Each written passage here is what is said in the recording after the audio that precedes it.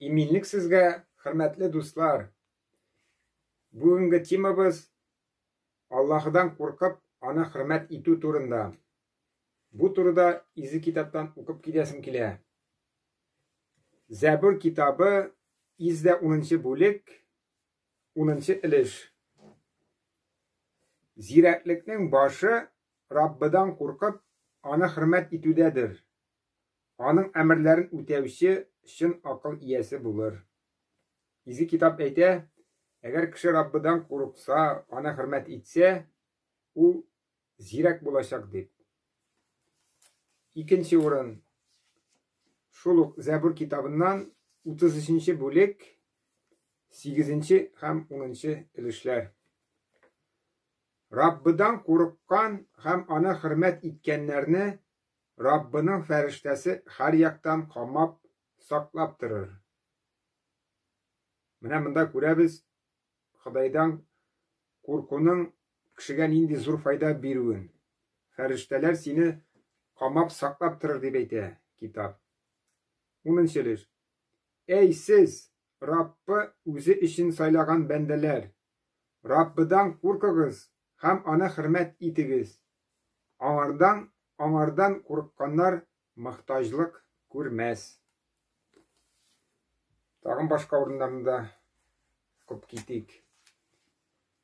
Veğesi kitabı 12. bölük 13. ilişten başlayıp okuyayım. Bularının hemmesinin asıl məgnəsi şuldur. Allah'dan kork hem anı hürmet et. Anın kuşkanların üte. Çünkü Adem balasının tip vazifası şundan ibaret. Meğer Allah'ı her türlü iş gamelini hem yaşırın şıkılını yakşısın da yamanın da özünün hükmü olduğuna koyacak. Bunda itile Adem balası için en gerekli nerse Allah'dan korkup ana hürmet edip anın kuşkanların ödep yaşağı. Şulay yok. Tağın bir urun. Mınsısı Luk kitabı 12. bölük 4. ilişten başlayıp okuyayım. Siz dostlarıma şunu eytemin. Tenni ötürüşlerden korkmağız. Şundan artığın alar işley almay. Yani mine şuşu tenni ötürü turunda söz var. Okuyayım. Kimden korkurga kirekligin eytem min hazır. Ötürgenden soň kişini cehennemge taşşarga kıdreti bulgan Allah'dan korkağız. Ey sizge eytem. Mine anardan korkağız. Mine kişi nerseden korkurga tiyir. Bigrekte. Allah'dan. Şuşu urunlarını okup gitkenden soň nindi neticeye sarga bula.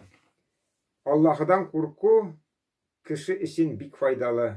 Çünkü Allah'dan korkup ana hürmet etu bizni köp günahlardan saklay, köp dürüst tügül işlerden saklay. Kişi Allah'dan korkmasa köp güne problemlarga işleri.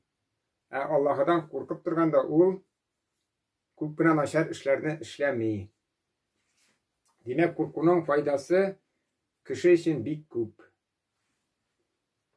Hem okup gitkenibizse ziraketinin başı da Allah'dan korkup ana hürmet etu.